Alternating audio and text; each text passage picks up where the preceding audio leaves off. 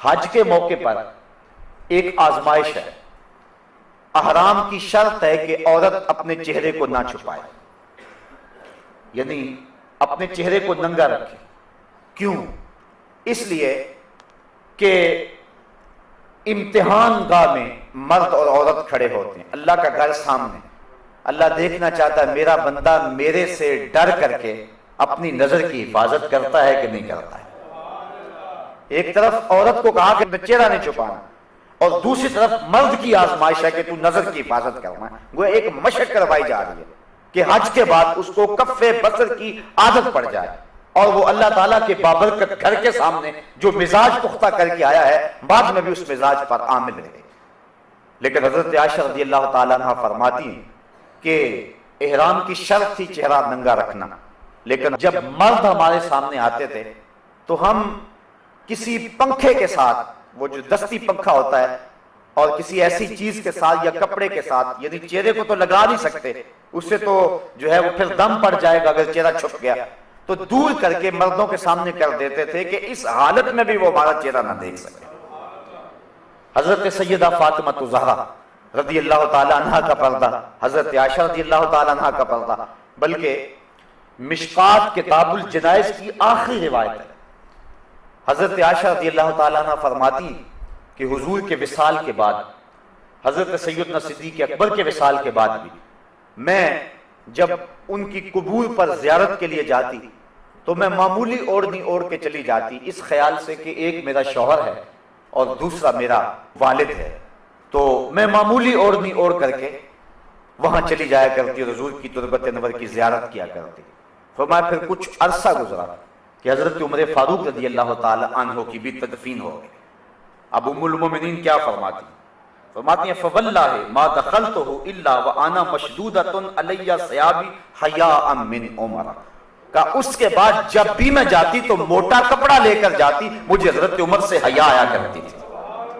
ایک تو یہاں حضرت ام المومنین کا عقیدہ سمجھیے، اور دوسرا حیا کی کیفیت یہ ہے کہ حضرت عمر فاروق رضی اللہ تعالی عنہ سے، جو کہ قبر میں ہے اور مٹی کے کتنے پردے ہیں اوپر، لیکن فرمایا اس کے باوجود میں اوڑھنی اوڑھ کے جایا کرتی تھی کہ مجھے حضرت عمر فاروق سے حیا آیا کرتی تھی. اللہ کے محبوب علیہ السلام نے ارشاد فرمایا کہ نساء کاسیات عاریات مائلات ممیلات رؤوسہن مثل اسنمۃ البخت لا يدخلن الجنۃ ولا یجدن ریحہا. فرمایا بہت ساری عورتیں کہ جنہوں نے کپڑے تو پہنے ہوئے ہیں لیکن ان کا لباس اس طرح کا ہے کہ ان کے ابھار اور ان کی پردے والی چیزیں ظاہر ہوتی ہیں، وہ لوگوں کو اپنی طرف مائل کرنے والی ہیں اور لوگوں کی طرف مائل ہونے والی ہیں، اور ان کے سر ایسے ہیں جس طرح بختی اونٹوں کی کوہانے ہوں. حضور نے فرمایا کہ وہ عورتیں کبھی بھی جنت میں داخل نہیں ہوں گی، بلکہ وہ جنت کی خوشبو بھی نہیں پائیں گی. اور احادیث میں آتا ہے کہ جنت کی خوشبو 500 سال کی مسافت سے آنا شروع ہو جائے گی. ابھی بندہ 500 سال دور مسافت پہ ہوگا کہ جنت کی مہک آنا شروع ہو جائے گی.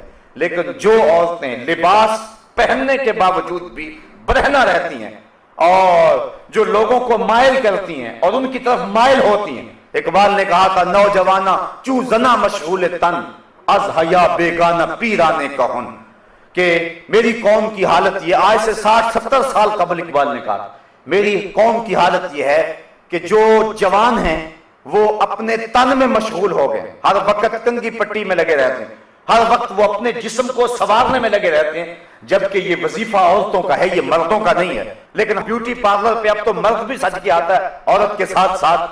تو نوجوانہ چو زنا مشغول تن، اقبال کہتا ہے کہ جو مرد ہیں جوان ہیں وہ بھی عورتوں کی طرح اپنے تن میں مشغول ہیں. از حیا بیگانہ پیرانے کہن، اور جو بوڑھے ہیں وہ بھی حیا سے بیگانہ ہو گئے.